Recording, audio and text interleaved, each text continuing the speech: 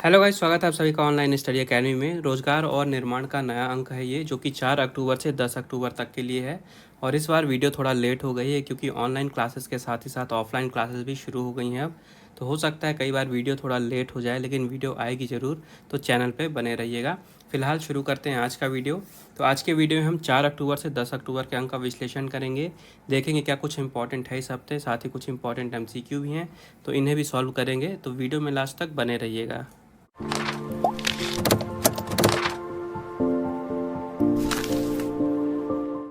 तो सबसे पहले देखते हैं पिछले सप्ताह क्या कुछ इम्पोर्टेंट रहा है।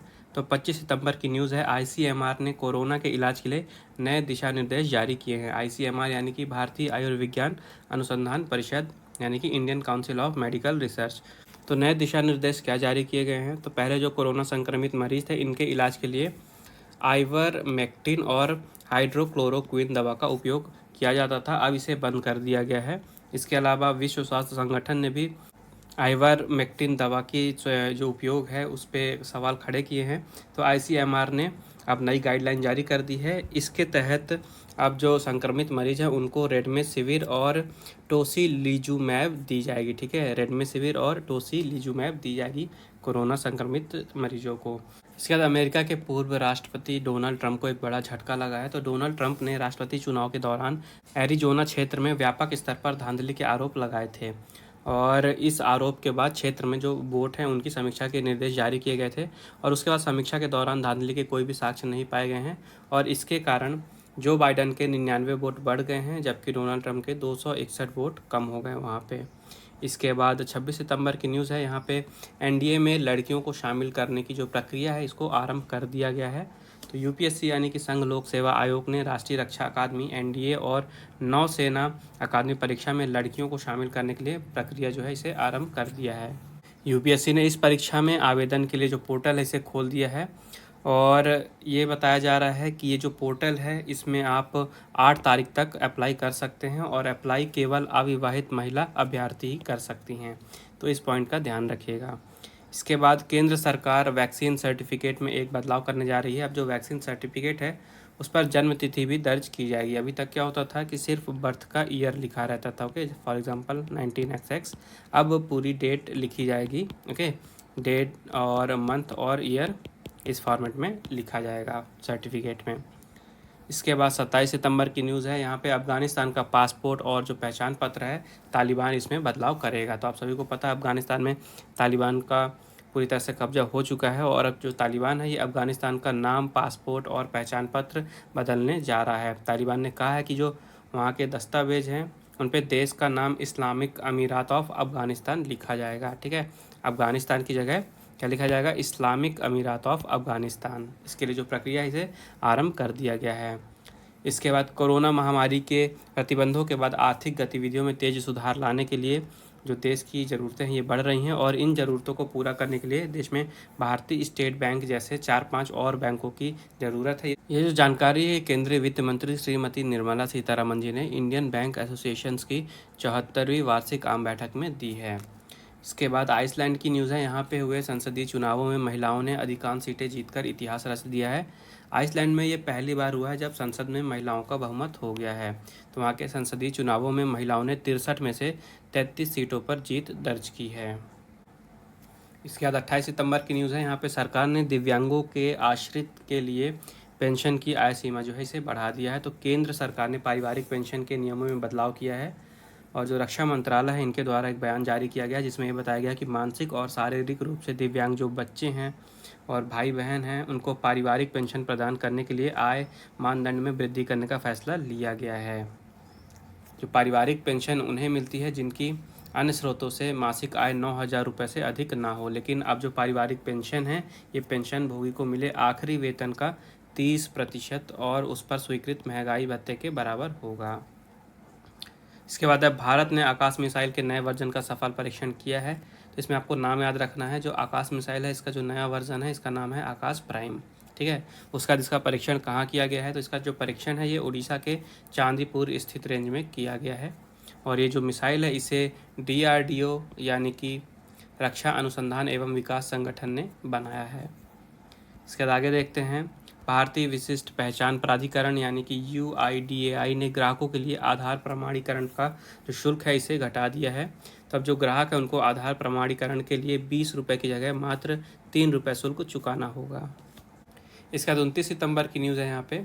तो CBSE ने बोर्ड की जो परीक्षा है उसके जो परिणाम होते हैं उनको सुरक्षित रखने के लिए एक ब्लॉकचेन तकनीक जो है तो इसे अपनाया है CBSE ने बताया है कि इस तकनीक का उपयोग होने के बाद जो परीक्षा परिणाम संबंधी दस्तावेज हैं उनमें एक तो पारदर्शिता भी होगी, उसके अलावा उनको पूरी तरह से टेम्पर प्रूफ भी बनाया जा सकेगा।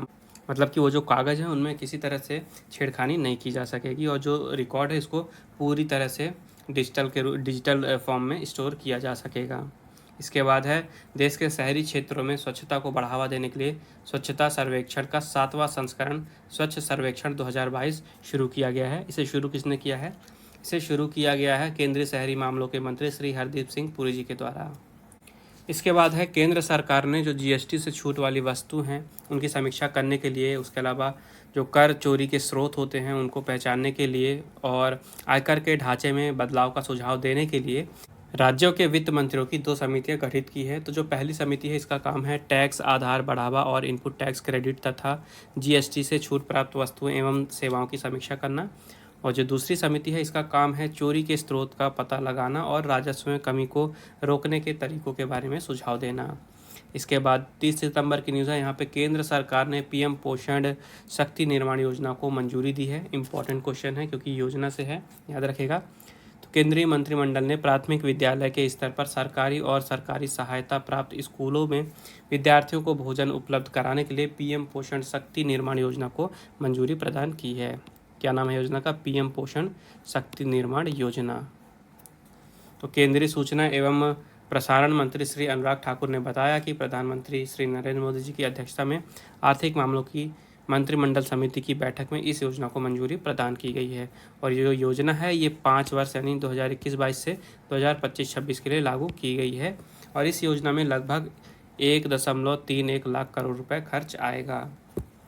इसके बाद बच्चों और युवाओं में वैज्ञानिक सोच को बढ़ावा देने के लिए केंद्र सरकार देश भर में विज्ञान संग्रहालय स्थापित करेगी। ये जो जानकारी है ये केंद्रीय विज्ञान एवं प्रौद्योगिकी राज्य मंत्री डॉक्टर जितेंद्र सिंह जी ने दी है। उन्होंने बताया है कि 21वीं सदी की चुनौतियों का सामना करने के लिए वैज्ञानिक सोच अपनाने की ज़रूरत है, जिसके लिए पूरे देश भर में विज्ञान संग्रहालय स्थापित किए जाएंगे।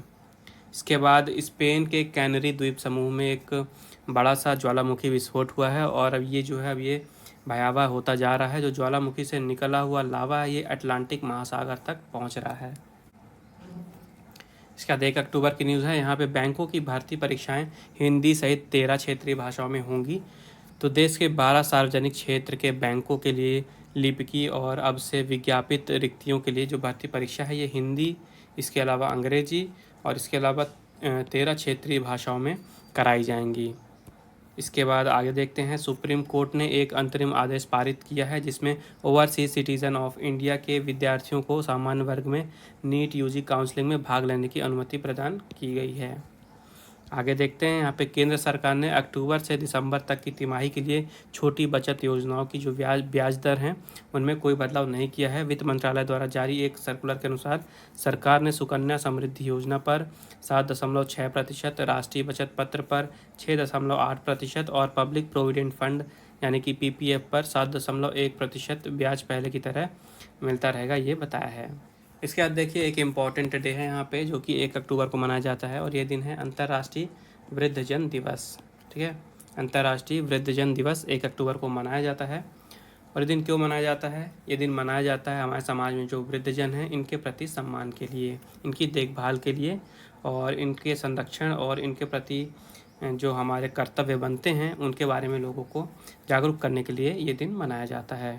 दूसरा पॉइंट आपको ये याद रखना है कि इस दिन की शुरुआत जो है ये संयुक्त राष्ट्र के द्वारा वर्ष 1991 में की गई थी और उसके बाद 1999 को अंतर्राष्ट्रीय बुजुर्ग वर्ष के रूप में मनाया गया था। तो ये 2 एडिशनल पॉइंट आपको यहाँ से याद रखने हैं।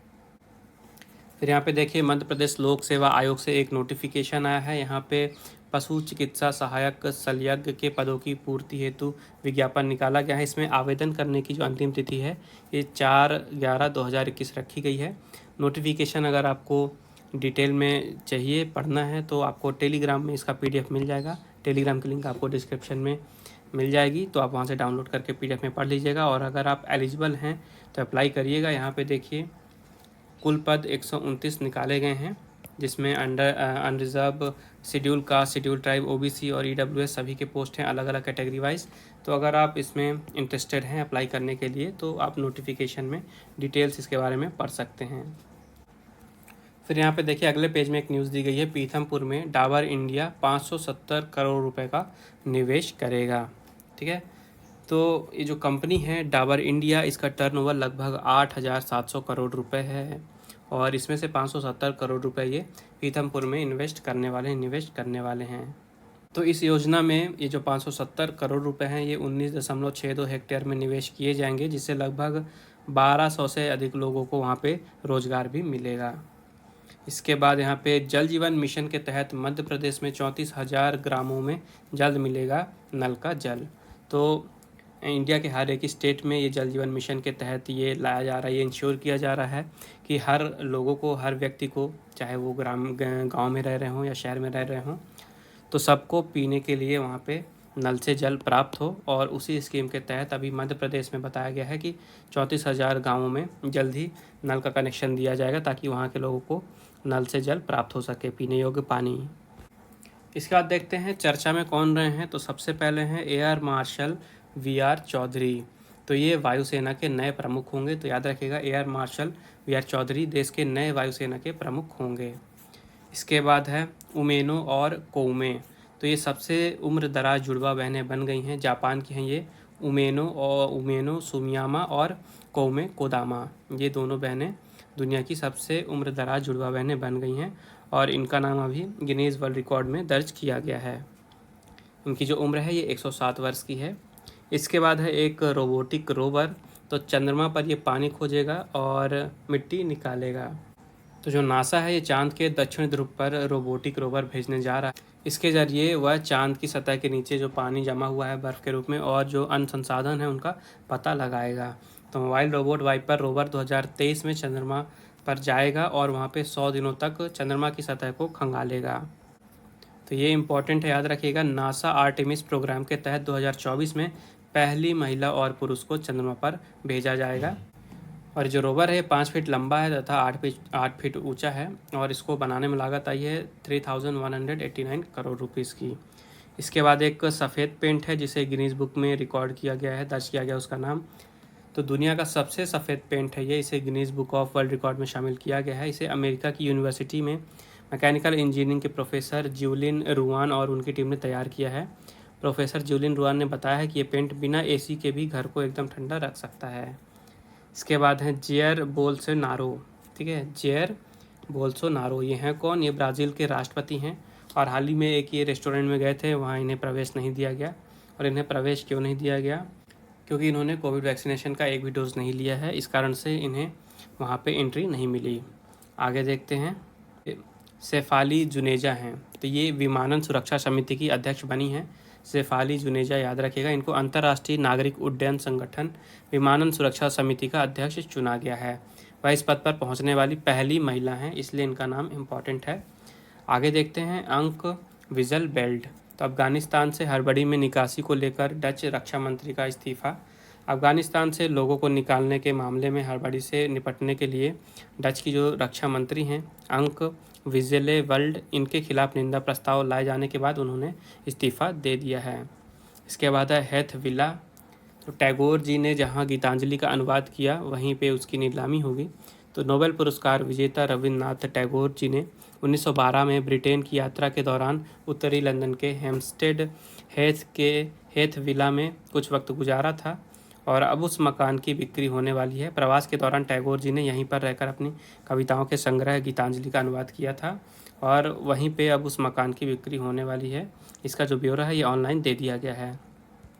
इसके बाद हैं राजीव अग्रवाल। तो ये FB इंडिया के नीति निदेशक बने हैं। FB इंडिया यानी कि फेसबुक इंडिया। इन्होंने पूर्व IAS ऑफिसर राजीव अग्रवाल जी को लोक नीति निदेशक नियुक्त किया है। इसके बाद हैं सीनेटर मैनी पाकियो। फिलीपींस के राष्ट्रपति के चुनाव में उम्मीदवार होंगे ये। तो फिलीपींस के बॉक्सर हैं और सीनेटर हैं मैनी पाकियो। इन्होंने कहा कि 2022 में राष्ट्रपति पद का चुनाव लड़ेंगे। कहाँ के? फिलीपींस के। फिर यहाँ पे अमेरिकी संविधान की एक प्रति है जिसको बहुत ही जल्द नीलाम किया जाएगा।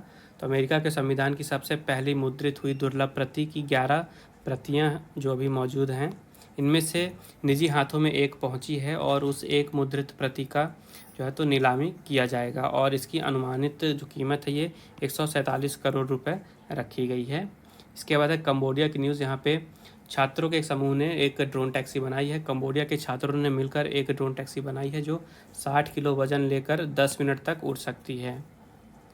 इसके बाद हैं शरद सागर। तो हार्वर्ड विश्वविद्यालय के छात्र संघ के अध्यक्ष चुने गए हैं ये शरद सागर। इसके बाद न्यूज़ में है एक लाउ डॉग। लाउ कुत्तों की एक प्रजाति होती है और इसी प्रजाति का एक कुत्ता अभी न्यूज़ में बना हुआ है जो कि अमेरिका के ओरेगॉन में रहने वाली महिला के पास है। 3 साल का एक कुत्ता है और इसकी विशेषता ये है कि जो इसके कान है इसकी लंबाई 13.38 इंच है। ठीक है, इसके कारण इसका नाम जो है गिनीज बुक में रिकॉर्ड किया गया है। फिर यहाँ पे न्यू मैक्सिको की न्यूज़ है। यहाँ पे 23,000 साल पुराने इंसानों के पैरों के निशान मिले हैं। तो अमेरिका में 21 लाख की आबादी वाले न्यू मैक्सिको राज्य में 23,000 साल पुराने इंसानों के पैरों के निशान मिले हैं। दावा किया जा रहा है कि ये दुनिया में सबसे पुराने हैं। इसके बाद हैं डगलस स्मिथ। तो इन्होंने एक तने में 839 छोटे टमाटर उगाए हैं। ब्रिटेन के ये एक IT मैनेजर हैं और इन्होंने अपने शौक के चलते एक ही तने पे 839 छोटे टमाटर उगाए हैं और इस कारण से ये अभी रिसेंट में न्यूज़ में हैं। आगे देखते हैं यहाँ पे उत्तर कोरिया की न्यूज़ है। तो उत्तर कोरिया ने समुद्र में दागी हैं कम दूरी की मिसाइलें। तो अमेरिका और दक्षिण कोरिया पर दबाव बढ़ाने के लिए उत्तर कोरिया लगातार मिसाइल परीक्षण कर रहा है। उसने कम दूरी की एक मार करने वाली मिसाइल समुद्र में दागी है और जो उनके पड़ोसी देश हैं दक्षिण कोरिया और जापान, उन्होंने संदेह जताया है कि उत्तर कोरिया ने किसी नई मिसाइल का परीक्षण किया है। इसके बाद देख लेते हैं कुछ स्मृति शेष। तो उड़ीसा की साहित्यकार हैं मनोरमा महापात्र, इनका हाल ही में निधन हो गया है 87 वर्ष की आयु में। इसके बाद है बंगाल के पूर्व स्पिनर और कोच मुर्तजा जी। ठीक है, बंगाल के बाएं हाथ के पूर्व स्पिनर तथा वर्तमान में मिजोरम की अंडर-19 टीम के कोच मुर्तजा लोधकर, इनका हाल ही में 45 वर्ष की आयु में निधन हो गया है। फिर हैं आविष्कारक सिनक्लेनर, इनका निधन हो गया है। तो ब्रिटिश आविष्कारक हैं ये और उद्यमी हैं क्लाइव सिनक्लेनर, इनका 81 वर्ष की आयु में निधन हो गया है। इसके बाद देखें यहाँ पे कुछ इंपॉर्टेंट MCQ दिए हैं। सबसे पहले हिंदी साहित्य। तो आइए इनकी कुछ MCQ देखते हैं। सबसे पहला क्वेश्चन है ड़ा वर्ण में उच्चारण स्थान कौन सा है? तो इसका उच्चारण स्थान है मूर्धा। फिर है निम्नलिखित में से जयशंकर प्रसाद का कौन सा नाटक कल्हड़ की राज तरंगिणी पर आधारित है? तो इसका राइट आंसर है विशारद। फिर है मुड़ मुड़ कर देखता हूँ किसकी आत्मकथा है? इसका आंसर है राजेंद्र यादव। फिर है महाकाल उपन्यास के लेखक कौन हैं? इसका आंसर है अमृतलाल नागर। फिर है सूरदास जब अपने प्रिय विषय पर वर्णन शुरू करते हैं तो मानो अलंकार शास्त्र हाथ जोड़कर उनके पीछे पीछे दौड़ा करता है। उपमाओं की बाढ़ आ जाती है, रूपकों की वर्षा होने लगती है। उपर्युक्त कथन किस आलोचक का है? तो इसका आंसर है हजारी प्रसाद द्विवेदी। फिर है प्रेमचंद्र और उनका युग के लेखक कौन है? इसका आंसर है रामविलास शर्मा। फिर है निम्नलिखित निबंध संग्रहों को उनके लेखकों के साथ सुमेलित करना हमें। तो देखिए आस्था और सौंदर्य। आस्था और सौंदर्य किसका है? रामविलास शर्मा जी का। फिर कौन सा है? अपनी अपनी बीमारी। अपनी अपनी बीमारी जो है ये है हरिशंकर परसाई जी का। फिर है कला का जोखिम। कला का जोखिम किसके द्वारा लिखा गया है? निर्मल वर्मा जी के द्वारा। और एक किसके बाद है तमाल के झरोखे से। तमाल के झरोखे से ये किसके द्वारा लिखा गया है? ये विद्यानिदान मिश्र जी के द्वारा लिखा गया है। इसमें आपका राइट आंसर हो जाएगा B 3412। फिर है प्रकाशन वर्ष के अनुसार उषा प्रियमवदा के उपन्यासों का सही अनुक्रम क्या है? तो इसका आंसर है आपका 55 खंभे लाल दीवारें, उसके बाद रुकोगी नहीं राधिका, और उसके बाद शेष यात्रा, और उसके बाद अंतर्वर्षी। आगे बढ़ते हैं। अगला क्वेश्चन है रस कलश किसकी रचना है? तो इसका आंसर है अयोध्या सिंह उपाध्याय हरिऔध जी की। फिर है निम्न में से नासिक व्यंजन कौन सा है? तो इसका आंसर है या। फिर है अभ्युदय शब्द में कौन सी संधि है? तो इसका आंसर है यण। फिर है कुटज के रचयिता कौन है? तो इसका आंसर है हजारी प्रसाद द्विवेदी। फिर है सूरसागर काव्य का रूप क्या है? तो इसका आंसर है प्रबंध काव्य। फिर है दुख ही जीवन की कथा रही, क्या कहूँ आज जो नहीं कही, प्रस्तुत पंक्तियों के रचयिता का नाम क्या है? तो इसका आंसर है सूर्यकांत त्रिपाठी निराला जी। फिर है मृणाल किस उपन्यास की प्रमुख पात्र हैं? तो इसका आंसर है त्यागपत्र। फिर है दुखनी बाला नाटक के लेखक कौन है? इसका आंसर है राधा कृष्ण दास जी। फिर है इनमें से जैन धर्म का संबंध किस कवि से नहीं है? इसका आंसर है विद्यापति। फिर है इनमें से कौन राष्ट्रीय काव्य धारा के कवि नहीं हैं? तो इसका आंसर है श्रीधर पाठक। इसके बाद है खग कुल कुल कुल सा बोल रहा है पंक्ति में कौन सा अलंकार है? तो इसमें है यमक अलंकार।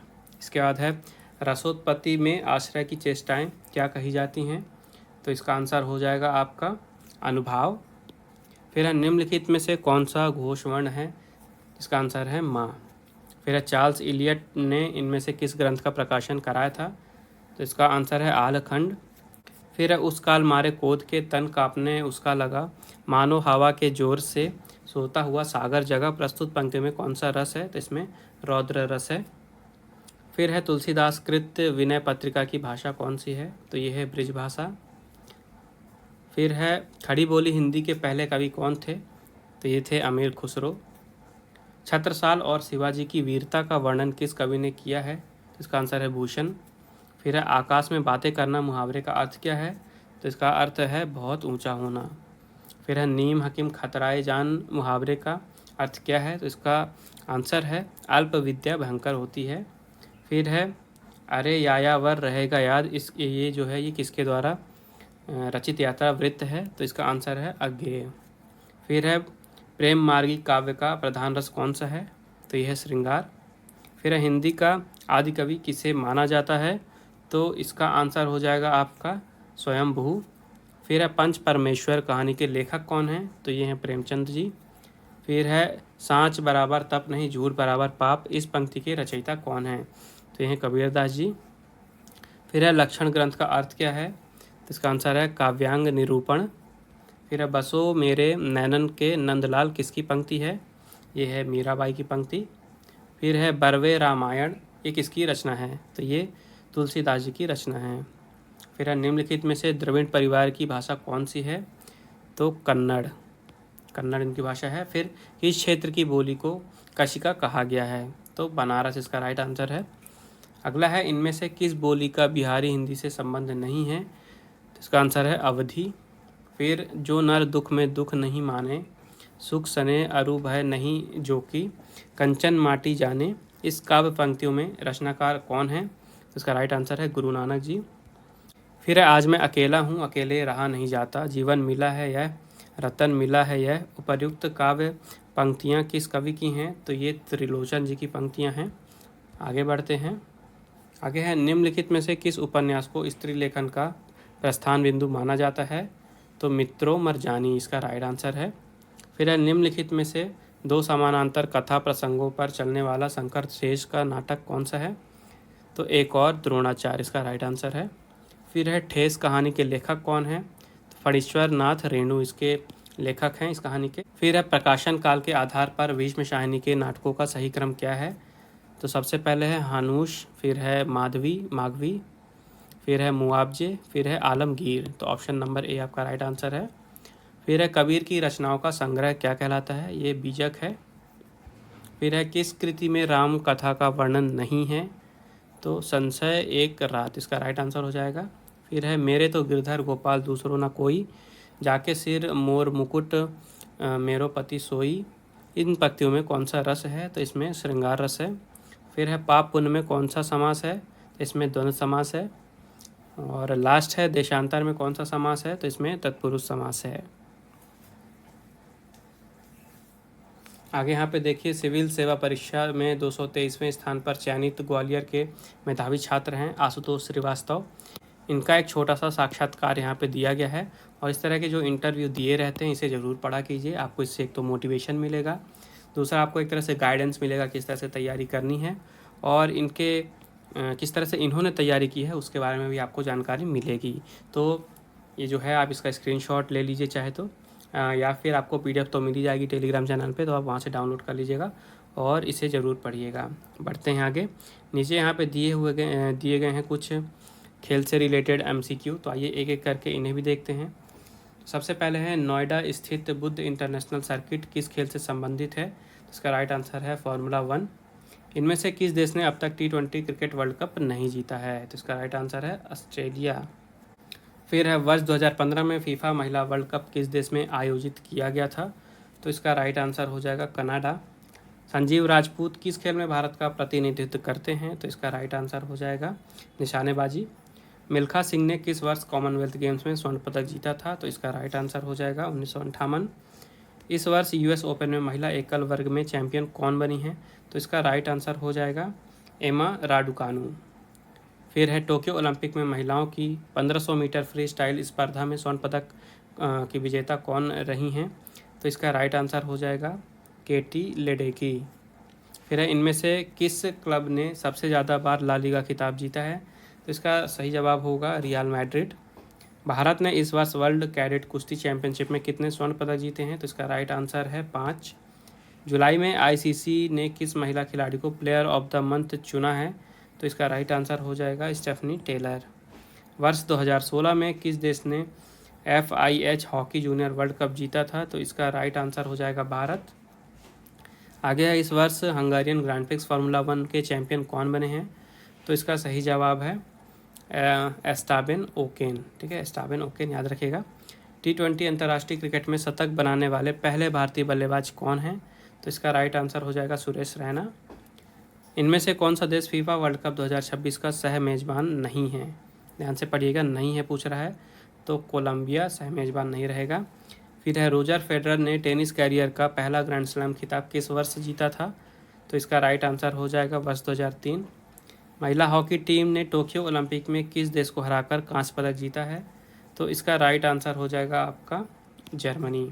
इनमें से कौन सा टर्म क्रिकेट से संबंधित है? तो इसका राइट आंसर हो जाएगा फ्री हिट। आपने सुना होगा फ्री हिट, नो बॉल के बाद जो मिलती है। फिर इनमें से कौन सा देश कॉमनवेल्थ गेम्स में शामिल नहीं होता है? तो इसका राइट आंसर है रूस। इंग्लैंड का कैनिंगटन ओवल स्टेडियम किस खेल से संबंधित है? तो इसका राइट आंसर हो जाएगा क्रिकेट। इसके बाद है स्टैनले कप किस खेल की एक प्रतिष्ठित प्रतियोगिता है? तो इसका सही जवाब है आइस हॉकी। नेक्स्ट है इनमें से किस टीम ने IPL का पहला सत्र जीता था? तो इसका राइट आंसर है राजस्थान रॉयल्स। वर्ष 2019 में किस टीम ने रणजी ट्रॉफी का खिताब जीता था? तो इसका राइट आंसर है Vidarbha. Football tournament Merdeka cup किस खेल में आयोजित किया जाता है? तो इसका सही जवाब है आपका मलेशिया। भारत ने टोक्यो पैरालंपिक खेलों में कितने पदक जीते हैं टोटल? तो इसका सही जवाब है 19। लास्ट है इस वर्ष सिंसिनाटी ओपन टूर्नामेंट में पुरुष एकल वर्ग के चैंपियन कौन बने हैं? तो इसका सही जवाब है अलेक्जेंडर ज्वेरेव। ठीक है, तो जो ये सिंसिनाटी ओपन टूर्नामेंट है ये टेनिस का ही एक टूर्नामेंट है। इसके बाद यहाँ पे खेल चर्चा पे थोड़ा नज़र डालते हैं। तो मध्य प्रदेश में हाल ही में एक इवेंट हुआ, एक कार्यक्रम हुआ जहाँ पे मुख्यमंत्री श्री शिवराज सिंह चौहान जी ने भोपाल में जो भारतीय महिला हॉकी टीम है उनको सम्मानित किया। और वहाँ पे उन्होंने बताया कि मध्य प्रदेश में जो भी खिलाड़ी हैं उनको पूरी सुविधाएं दी जाएंगी, उनको पूरे अवसर दिए जाएंगे आगे बढ़ने के लिए, उनको पूरा समर्थन दिया जाएगा चाहे वो किसी भी खेल में हो। उसके अलावा शिवराज सिंह चौहान जी ने भी बताया कि मध्य प्रदेश में एक वर्ल्ड क्लास हॉकी स्टेडियम बनाया जाएगा। इसके बाद यहाँ पे ICC ने T20 विश्व कप का एक आधिकारिक गीत जो है इसे जारी किया है। ये जो गीत है इसका टाइटल है लिव द गेम, ये गीत का टाइटल है। और ये जो गीत है इसको भारतीय संगीतकार अमित त्रिवेदी ने तैयार किया है। तो आप सभी को पता है कि 2021 में जो T20 विश्व कप होने वाला था ये भारत में होने वाला था, लेकिन कोविड के कारण इसको दूसरी जगह शिफ्ट कर दिया गया है। और ये जो टूर्नामेंट है अब UAE और ओमान में खेला जाएगा। हालांकि जो इसके जो राइट्स हैं, इसके जो अधिकार हैं ये BCCI के पास ही रहेंगे। तो ये पॉइंट आपको यहाँ से याद रखना है। इसके बाद भारतीय क्रिकेट टीम के कप्तान विराट कोहली, इन्होंने T20 क्रिकेट में 10,000 रन पूरे कर लिए हैं। और जो 10,000 रन हैं ये ओवरऑल T20 के हैं, मतलब कि इंटरनेशनल और डोमेस्टिक सब मिला के। और पहले भारतीय बल्लेबाज बने हैं विराट कोहली 10,000 रन बनाने वाले T20 क्रिकेट में। इसके बाद यहाँ पे बर्लिन मैराथन में पुरुष वर्ग में विजेता बने हैं अडोला। ठीक है, इथियोपिया के हैं ये धावक गाय अडोला, और इन्होंने अभी हाल ही में बर्लिन मैराथन में पुरुष वर्ग में जीत हासिल की है। इसके बाद है यहाँ पे ऑस्ट्रेलियन क्रिकेट टीम का विजय रथ जो कि महिला क्रिकेट टीम का था, और इस रथ को भारत ने रोक दिया। मतलब भारतीय क्रिकेट टीम ने, महिलाओं की क्रिकेट टीम ने ऑस्ट्रेलिया की महिलाओं की क्रिकेट टीम को हरा दिया है और ऑस्ट्रेलिया का जो विजय रथ चल रहा था इसे रोक दिया है। इसके बाद F1 की न्यूज़ है, यानी फार्मूला 1 की। तो यहाँ पे रशियन ग्रैंड प्रिक्स 2021 की जीते हैं लुइस हैमिल्टन। ठीक है, वर्ल्ड चैंपियन लुइस हैमिल्टन जीते हैं 2021 की F1 रशियन ग्रैंड प्रिक्स। इसके अलावा ऑस्ट्रेलिया और अफगानिस्तान के बीच में टेस्ट मैच होना था 27 नवंबर से, इसे अनिश्चित काल तक के लिए स्थगित कर दिया गया है। इसके बाद यहाँ पे इंग्लैंड के ऑलराउंडर हैं मोइन अली, इन्होंने टेस्ट क्रिकेट से संन्यास ले लिया है। यहाँ पे वर्ल्ड सीनियर आर्चरी की बात करते हैं तो यहाँ पे मध्य प्रदेश की मुस्कान ने रजत पदक जीता है, इनका नाम आपको याद रखना है। और यहाँ पे ओस्ट्रावा ओपन महिलाओं का टेनिस टूर्नामेंट था जिसमें सानिया मिर्ज़ा ने वहाँ के डबल्स टूर्नामेंट में जीत हासिल की है। तो सानिया मिर्ज़ा ने ये जो खिताब है ये चीन की शुआई जहांग के साथ मिलकर जीता है। डबल्स का खिताब है, ये कहाँ का है? ओस्ट्रावा ओपन, याद रखिएगा। इसके बाद नज़र डालते हैं सामायिकी पर। तो सबसे पहले पूरे देश भर में भारत में जो अस्पताल हैं उनकी जो डिजिटल स्वास्थ्य सेवाएं हैं, समाधान हैं, उनको एक दूसरे से जोड़ने के लिए एक मिशन लॉन्च किया गया है, जिस मिशन का नाम है आयुष्मान भारत डिजिटल मिशन। तो आपको मिशन का नाम याद रखना है। और इसे लॉन्च किसने किया है? इसे लॉन्च किया है प्रधानमंत्री श्री नरेंद्र मोदी जी ने। तो याद रखिएगा, आयुष्मान भारत डिजिटल मिशन को लॉन्च किया है नरेंद्र मोदी जी ने। इसके अलावा यहाँ पे अमेरिका में जो पाबंदी हैं विदेशी उड़ानों को लेके, विदेशी यात्राओं को लेके, उन पाबंदियों पर अब नवंबर से ढील दिया जाएगा। ये इन्फॉर्मेशन दी है वहाँ के राष्ट्रपति जो बाइडन ने। आगे बढ़ते हैं, यहाँ पे एक इम्पॉर्टेंट नाम निकल के आ रहा है आप लोगों के लिए, ये है फूमियो किशिदा। ठीक है, फूमियो किशिदा। ये इम्पॉर्टेंट क्यों है? क्योंकि ये जापान के नए प्रधानमंत्री बनेंगे। नाम आपको याद रखना है, फूमियो किशिदा जापान के नए प्रधानमंत्री होंगे। इसके अलावा यहाँ पे नेपाल की न्यूज़ है। नेपाल के प्रधानमंत्री शेर बहादुर देउबा ने देश के 7वें संविधान दिवस पर संविधान की रक्षा करने और उसे लागू करने की आवश्यकता पर जोर दिया है। नेपाल में प्रतिवर्ष 19 सितंबर को संविधान लागू करने की घोषणा किए जाने का जश्न मनाया जाता है। ये डेट आपको याद रखनी है। इसके बाद जर्मनी की न्यूज़ है। जर्मनी के चुनाव नतीजों में त्रिशंकु संसद की तस्वीर उभर कर सामने आई है और SDP सबसे बड़ी पार्टी बन गई है। आगे देखते हैं, यहाँ पे एमी अवार्ड्स की न्यूज़ है। तो यहाँ पे 2 शोज़ के आपको नाम याद रखने हैं, एक द क्राउन और दूसरा है टेड लासो। तो द क्राउन ने ड्रामा सीरीज़ और सर्वश्रेष्ठ अभिनेत्री की श्रेणी समेत टोटल 7 पुरस्कार जीते हैं इस साल, और टेड लासो ने यहाँ पे टोटल 4 पुरस्कार अपने नाम किए हैं। तो 2 शोज़ के नाम आपको ज़रूर याद रखने हैं, द क्राउन और टेड लासो। और इस साल का ये जो एमी अवार्ड था ये 73वां एमी अवार्ड था, ये आपको याद रखना है।